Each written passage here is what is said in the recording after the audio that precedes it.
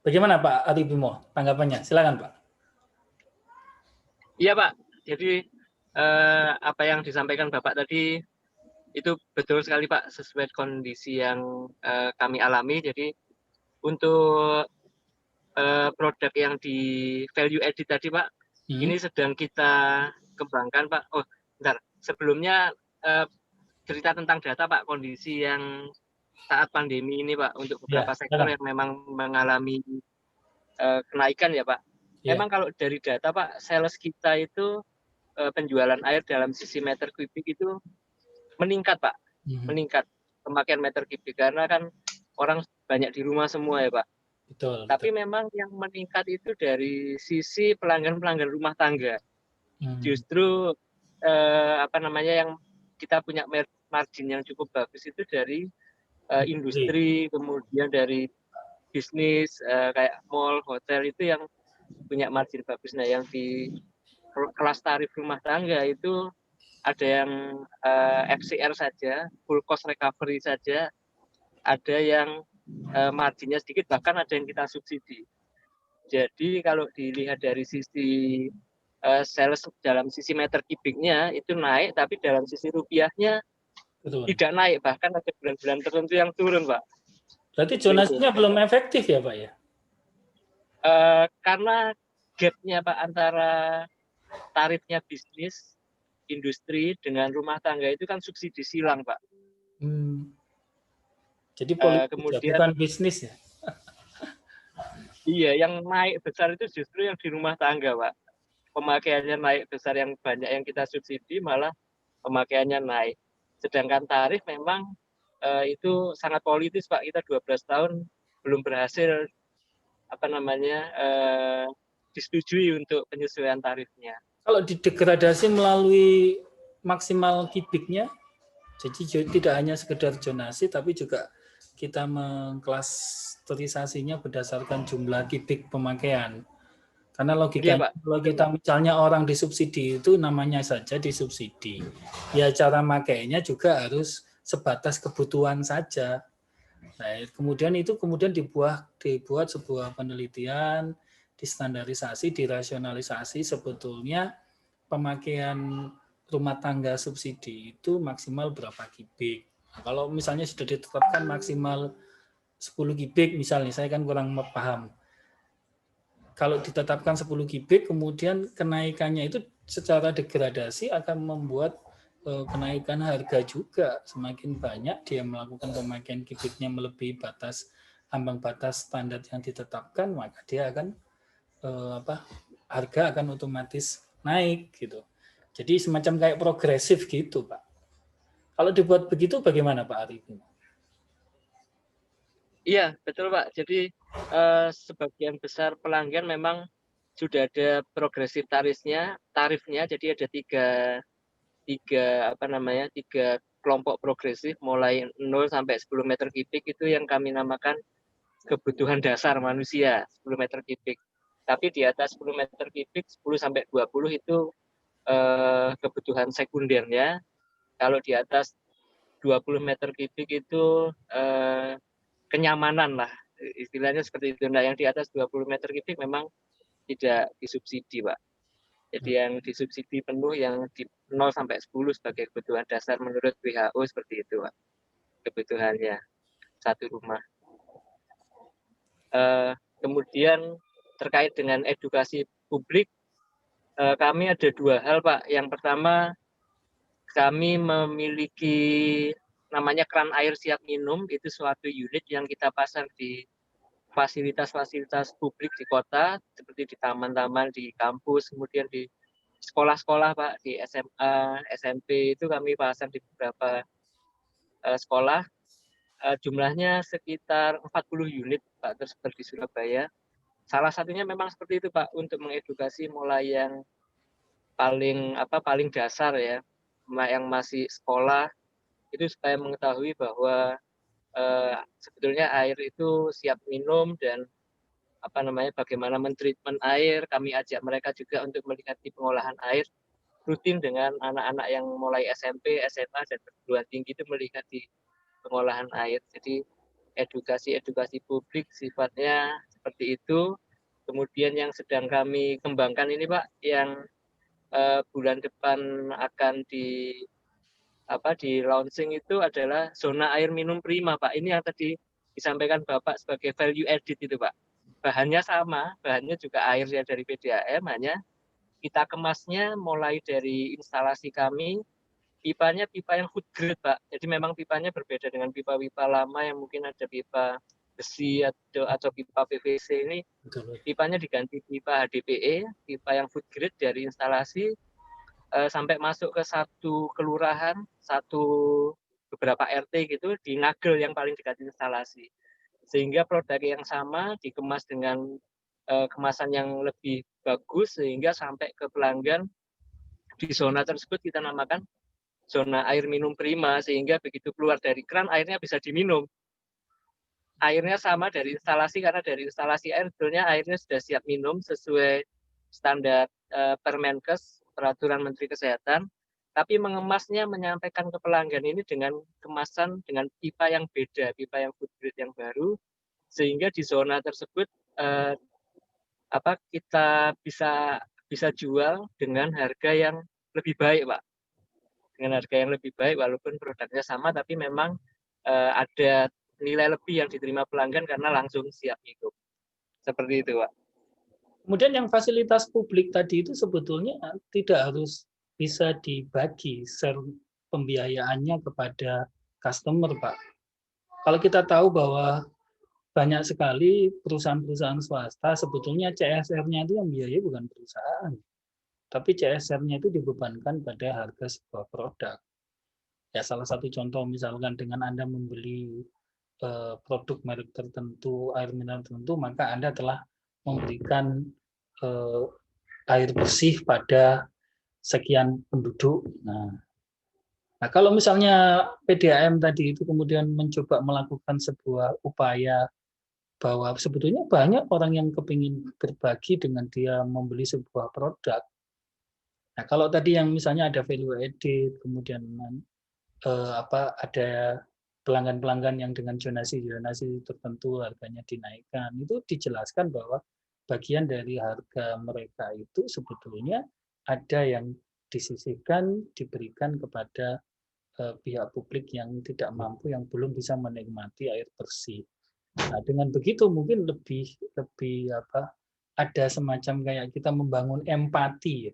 Jadi sebetulnya dalam posisi membangun sebuah strategi bersaing, kita itu harus tahu bahwa ketika konsumen itu mau sebuah merek itu diimage-kan di dalam benak konsumen, itu sebetulnya kalau boleh jujur, itu tidak semata-mata hanya karena faktor produknya saja. Konsumen itu juga butuh yang namanya aspek psikologis dan sosiologis.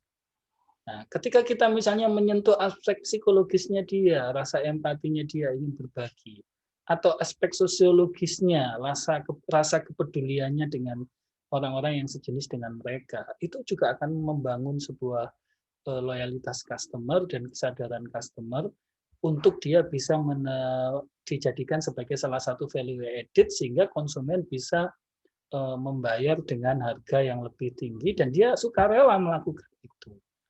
Kalau seperti itu bagaimana Pak Ari Bimo?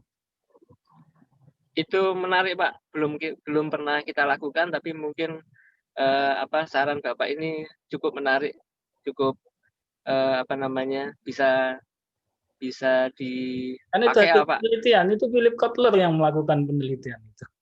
Iya. Jadi itu hasil penelitiannya Philip Kotler itu dia menyatakan bahwa ternyata konsumen itu dia bisa absolut terhadap sebuah merek tertentu itu tidak hanya sekedar karena atribut yang ada di dalam produknya saja, tetapi karena atribut itu sekarang berkembang pada aspek-aspek yang bersifat psikologis dan sosiologis. Jadi makanya sekarang kenapa banyak sekali merek-merek itu membangun sebuah komunitas. Jadi produk-produk itu kadang-kadang dia tidak membangun sebuah pengembangan terhadap produknya, tapi justru pengembangan-pengembangan yang sebetulnya bersifat sesuatu yang bersifat komunitas, kemudian psikologis, sosiologis, nah itu dibangun. Jadi mungkin itu bisa dikembangkan, apalagi Anda berada pada perusahaan publik, ya kan? yang otomatis kalau Anda misalkan menghegemoni masyarakat itu sah gitu loh. Jadi tidak ada kepentingan politis karena memang itu dunia Anda adalah sebagai pelayan publik. Jadi itu ya, Mas Iya, Pak. Arifimo mungkin barangkali bisa. Iya, Pak. Baik, Siap. ini Terima adalah kasih, contoh Pak. dari Pak Arifimo ketika sebuah persaingan, strategi bersaing diterapkan pada perusahaan publik. Nah, kalau sekarang diterapkan pada perusahaan swasta, ya mungkin siapa ya? Pak Teguh, Pak. Saya ingin dengar suaranya Pak Teguh. Bagaimana Pak Teguh? Iya, Pak. Kalau misalkan strategi bersaing dan persaingan ini diterapkan pada perusahaan, menurut Pak Teguh bagaimana? Ya, jadi kalau perusahaan swasta mungkin barangkali persaingannya lebih ketat lagi, Pak ya. Kalau perusahaan BUMN atau BUMD mungkin ya secara peraturan kan memang secara undang-undang kan kompetitor mungkin nggak bisa masuk, Pak ya. Seperti kereta api itu, seperti bandara kan memang sengaja diperuntukkan untuk BUMN kan, Pak ya. Jadi swasta kan mungkin nggak bisa masuk. Tapi kalau untuk swasta kan cenderung lebih ketat ya, Pak, lebih sengit persaingannya, Pak ya. Betul. Ya, saya ambil contoh mungkin kalau di Indonesia itu bahkan misalkan saya tahu akhir tahun kemarin tuh OVO, Pak, itu yang saya agak baru tahu juga ternyata itu dia persaingannya itu sangat ketat dengan OVO kan kita tahu jualannya kan itu semacam e-money ya, Pak. Iya. Untuk parkir segala macam e-money itu ternyata dia persaingannya sangat ketat, bahkan saking ketatnya sampai itu kan investornya adalah kalau saya tidak salah grup Lipo ya Lipo yang pemilik sebelumnya, walaupun akhirnya dia ya dalam tanda kutip kehabisan napas begitu karena persaingannya terlalu ketat. Dia nggak kuat, harus ngeluarin katanya sampai 700 miliar sebulan untuk strategi promosi dan segala macam. Jadi akhirnya dia menjual, Pak. Jadi kalau saya baca itu akhir tahun kemarin tuh 70% dia sahamnya dia jual ke investor lain gara-gara ya itu tadi persaingannya yang terlalu ketat. Dia akhirnya ya bahkan untuk sekelas Lipo pun saya baru kaget juga. Lipo ternyata bisa kehabisan napas juga ya. Karena dia sebenarnya kan grup besar ya, bisnisnya di mana-mana segala macam banyak. Tapi ternyata dia pasnya dia kan ada Mikarta. Ya, kena Mikarta. bisa jadi, ya. Bisa jadi juga, Pak. Dia kan Meikarta itu kalau saya lihat dana internalnya dia yang untuk membangun itu luar biasa besar juga, Pak. Memang ada pinjaman segala macam, tapi dana kas internalnya itu sangat, saya bilang mungkin dia sangat berani ya mengeluarkan duit segitu untuk bisnis properti yang bisa jadi balik modalnya kan cukup lama ya, Mbak, kalau properti kan, Mbak. Karena orang bisa jadi beli apartemen segala macam kan nggak secara cash ya, Pak. Kebanyakan kalau di Indonesia kan orang beli rumah sama beli mobil kan masih mayoritas masih KPR gitu. Itu ya mungkin ngaruh ke situ juga. Saya kira kalau terutama yang bisnis digital barangkali, Mbak ya, yang persaingannya itu teramat sangat ketat ya. Kalau bisnis properti mungkin ya cenderung lebih low return ya, lebih risiko rendah walaupun keuntungan juga rendah. Mungkin untuk yang bisnis-bisnis yang sifatnya internet, pakai digital segala macam, mungkin itu persaingannya sangat ketat ya, Pak. Saya ingat juga dulu waktu grup Lipo juga, Matahari, Pak, dia kan ngeluarin yang namanya Matahari Mall ya, Pak. Itu kalau saya baca, kalau nggak salah dulu dia ngeluarin investasi itu sampai 2 atau 3 triliun bahkan. Dan itu akhirnya gagal juga. Jadi dia ditutup juga karena persaingan e-commerce kan sangat ketat ya. Semua jor-joran ngeluaran promosi segala macam. Saya ingat Shopee itu mungkin 4 tahun, 5 tahun yang lalu dia baru mulai, Mak. Sekarang dia kabarnya traffic hariannya itu sudah nomor 1. Dalam waktu 5 tahun mengalahkan segala macam. Ya itu tadi, karena persaingan yang sangat ketat dan sudah modalnya dia kan lumayan besar. Mungkin kalau di industri teknologi ya digital itu kan modalnya besar dan persaingannya sangat ketat dan sudah banyak contohnya yang yang gagal. Cuma saya mungkin bertanya, Pak, terkait dengan e-commerce ini kan ada punyanya Telkom, Mbak, itu yang barusan ditutup itu, yang belanja.com. Dia kan strateginya itu menjual produk yang banyak UMKM, Mbak. Jadi mungkin maksudnya bagus ya, Mbak. Dia kan BUMN, mungkin maksudnya ya membantu masyarakat UMKM supaya lebih berkembang itu ya. Jadi produk dia di belanja.com itu banyak yang sektor UMKM. Tapi buktinya ternyata dia kalah, Pak. Itu gimana, Pak, lihatnya kalau dari strategi, manajemen strategi, Pak, itu? Ya itu tadi seperti yang saya jelaskan tadi, bahwa industri, kalau kita ngomong tadi ini, kalau saya munculkan gambarnya lagi ya, supaya kita teman-teman bisa memahami semua. Jadi ini saya munculkan aja langsung semua. Jadi ketika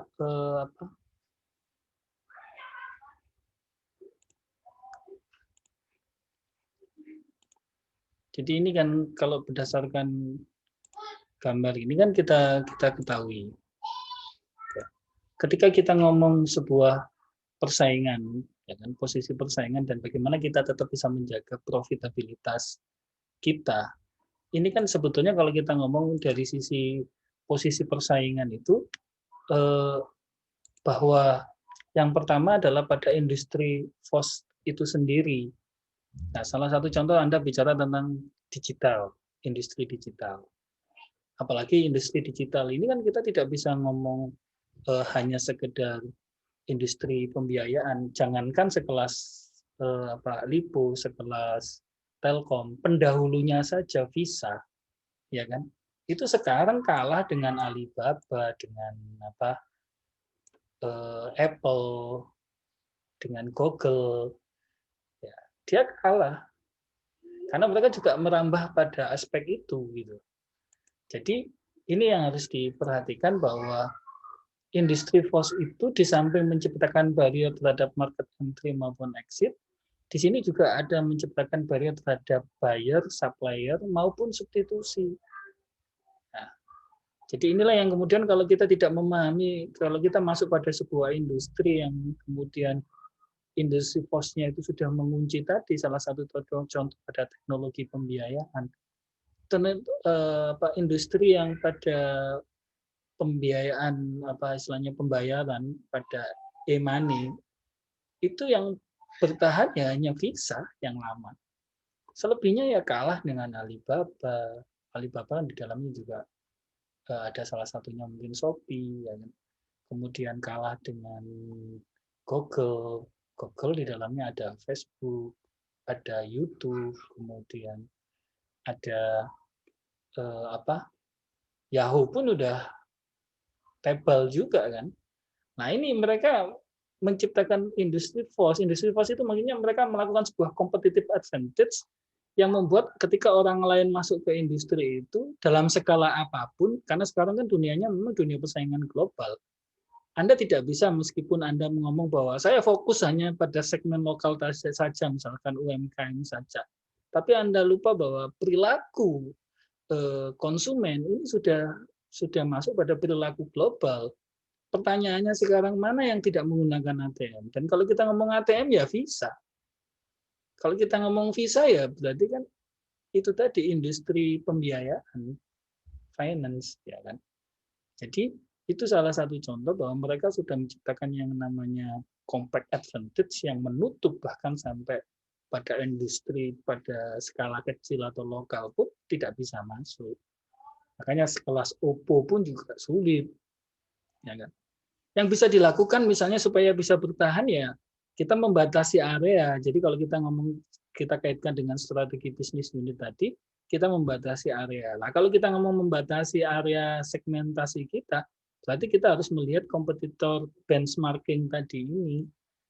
Jadi kita batasi area, kemudian kita sesuaikan segmen kita, terbatas, fokus. Misalnya kalau salah satu contoh yang dilakukan oleh Indomaret dengan e-money-nya dia, kartu tolnya dia, itu kan kalau kita membeli dengan kartu Indomaret, ketika kita mengisi di Indomaret kan harganya lebih murah dibandingkan dengan kita mengisi ketika kartu e-money kita itu bukan Indomaret. Itu salah satu contoh bagaimana kita menciptakan kompetitor benchmarking.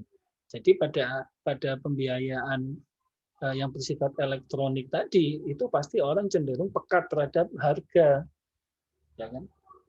Nah, contohnya misalnya kita kalau mau mengalahkan Visa ya kesulitan. Visa itu ya adalah teknologi awal dan dia sudah menciptakan competitive advantage dengan industri pos dengan jago-jago teknologi yang sudah ada yang menguasai itu. Nah, itulah yang menyebabkan tadi ketika kita mau membangun sebuah competitive advantage, maka tahap pertama itu kita harus memiliki yang namanya cost advantage dulu. Jadi kita harus memiliki sebuah keunggulan biaya. Dalam artian begini, kita telah menentukan pada parts komponen unit pada produk yang kita jual atau jasa yang kita jual, itu adalah merupakan sebuah core yang kita miliki, sehingga ketika orang lain nanti mengambil itu menjadi satu kesulitan, dia akan itu menjadi salah satu barriernya dia, sehingga dia tidak akan bisa menjual lebih murah daripada Anda. Contohnya, meskipun sekarang berkembang teknologi pembayaran yang lain-lain, tapi mereka tidak akan pernah bisa meninggalkan Visa, ya kan? ATM bersama dan lain sebagainya. Kalau Anda kalau punya ATM kan pasti ada Visa di situ. Jadi itu salah satu contoh. Dengan cost advantage itu, maka kita akan bisa menciptakan yang namanya diferensiasi advantage. Nah, disinilah yang nanti akan menjadi pembeda. Ya kan? Sekarang makanya Facebook juga masuk pada industri pembiayaan. Ya kan? Ada Facebook Pay, ada GoPay, ya kan?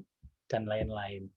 Nah, ini adalah salah satu diferensiasi advantage. Sebetulnya kalau boleh jujur, misalkan kapan kita harus bisa bertahan? Kalau kita tidak bisa menghadapi raksasa yang ada, maka strategi kita itu ya seri biu, kita masuk ke sela-sela pasar yang itu ditinggalkan oleh pasar yang besar. Ya memang kita tidak bisa menguasai pada market share yang besar. Ya kalau kita mau berhadapan dengan market yang besar ya kita ya itu tadi seperti yang dilakukan oleh Lipo terhadap Oppo, ya dia akan kehabisan nafas. Karena yang dihadapi ini dia memiliki keunggulan pada cost advantage dan diferensiasi advantage yang itu memang menjadi core inti bisnisnya mereka. Kan susah masuk. Teknologi pembiayaan finansial sudah dikuasai dia. Kalau boleh jujur, mekanisme keuangan dunia ini sudah dikuasai oleh Amerika. Dengan nilai mata uang dolar itu makanya sampai kapanpun ya susah untuk dikalahkan oleh nilai mata uang yang lain. Ya, karena dia menguasai mekanisme pembayarannya melalui produk visanya, melalui produk teknologinya. Jadi inilah yang kemudian menjadi susah. Makanya Cina ketika kemudian masuk, yang dia lakukan adalah dia bangun dulu ini tadi. Jadi salah satu contoh Cina dengan teknologi Oppo, dia tidak harus menggunakan teknologi iOS-nya Amerika, dia memiliki teknologi sendiri. Facebook, dia tidak harus menggunakan Facebook, dia memiliki chat sendiri. Nah, jadi dengan itu makanya kemudian pertama kali local advantage menghadapi yang raksasa yang sudah ada, dia bangun local advantage di Cina dengan teknologi dengan otoriternya. Jadi masyarakat diwajibkan untuk menggunakan produk Cina. Nah, kalau misalkan mampu seperti itu ya bisa. Nah, kalau misalnya di Indonesia, kalau misalnya pemerintah berani mengeluarkan sebuah regulasi meskipun nanti digugat oleh Amerika melalui undang-undang persaingan usaha, ya tidak ada masalah. Harus berani menghadapi itu, mewajibkan negaranya menggunakan produk-produknya orang Indonesia sendiri. Nah, masalahnya sekarang itu produk-produk dalam negeri kita sendiri itu kalau boleh jujur, parts komponen yang ada di dalam produknya, baik produk yang bersifat barang maupun jasa, itu 70 yang benar-benar milik part komponennya yang benar-benar dari Indonesia itu tidak lebih dari 30%. Ya kan? Rata-rata malah bahkan kurang dari 30%. Nah, itu yang membuat kemudian kenapa kita tidak bisa menghadapi persaingan seperti itu. Nah, caranya yaitu tadi, kita harus mulai dari kecil kemudian dikuatkan, ya kan? Dalam satu komunitas kelompok tertentu mewajibkan itu, menguatkan itu, baru kemudian dibangun. Nah, persoalannya ya, negeri kita ini kan masih carut maut masalah politik dan lain-lain. Jadi ya kesulitan kita di dalam menciptakan sebuah keunggulan di industri yang benar-benar milik Indonesia ini juga susah gitu loh. Itu yang dikeluhkan oleh Apindo, Kadin kan selama ini seperti itu. Jadi itu mungkin yang bisa saya sampaikan, Mas Teguh. Ada tanggapan, Mas Teguh? Silakan. Ya Pak, kalau untuk visa memang pemerintah kan 2017 sudah mengeluarkan BI ya Pak, BI sudah launching GPN ya Pak, Gerbang Pembayaran Nasional, yang maksudnya supaya lebih mandiri gitu, dan transaksi ATM juga rasanya transfer antar bank khusus untuk Bhimbara kan agak bisa diturunkan, cuma saya nggak tahu Pak, secara keseluruhan itu sudah berhasil belum ya yang GPN itu, atau kok nggak ada kabarnya Pak? Padahal konsepnya kan bagus tuh, kita mau mandiri, mau lepas dari visa segala macam Pak. Itu Cuma masalahnya, kira-kira iya, iya. teknologinya itu kita nggak punya, Pak. Jadi kalau kita Iya. misalnya tidak menggunakan visa, maka peluang hackernya itu jauh lebih tinggi. Jadi keamanan nasabah yang memiliki uang itu tidak terjamin gitu loh. Sedangkan kalau visa karena dia sudah melembaga, maka dia ada semacam kayak lembaga penjaminannya juga ketika ada hacker-hacker itu terhadap pembobolan yang tidak prosedural, ya kan? Nah itu bank kita belum berani menjamin itu. Ya sebetulnya kalau boleh jujur Pak, saya pernah ke Iran, ya kan? Iran itu sudah otoriter Pak. Dia menciptakan sebuah barrier, rakyatnya harus menggunakan produk Iran. Tidak boleh produknya orang lain, termasuk finansial. Nah, kalau negara berani melakukan itu, makanya kenapa Iran itu diembargo, karena itu.